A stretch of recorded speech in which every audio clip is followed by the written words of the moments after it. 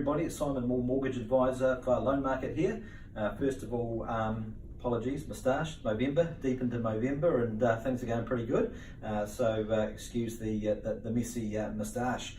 Just exciting news released yesterday with regards to the loan to value ratio requirements. You may have seen that in the media.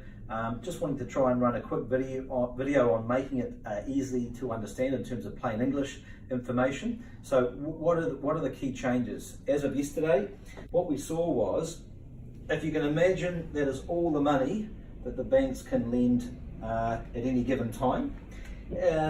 Up to yesterday, only say 15% of that money was available for low deposit borrowers. Okay, 15%. The change that we saw yesterday was the low deposit borrowers can now get, or the banks can now lend 20% of all of their money to people with low deposits. So in other words, the banks, of all of the money they can lend more of that money to low deposit borrowers. And what we've seen is, a massive queue of younger first home buyers trying to get into this deposit area and to get that money, and the banks have made that more difficult to get access to those funds. So if you've got some issues with your bank account history, poor credit, maybe tight on affordability, you're not going to qualify to get into that area.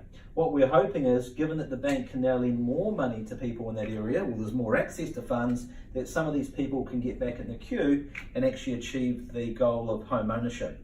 So that's the first part. First home buyers, more money available to them through the banks. Second point, just to touch on briefly, is investors. Previously, up until yesterday, required 35% deposit or equity to buy an investment property. That is reduced to 30%, which makes it slightly easier. Not a significant move, but it is helpful, and hopefully they keep relaxing those rules.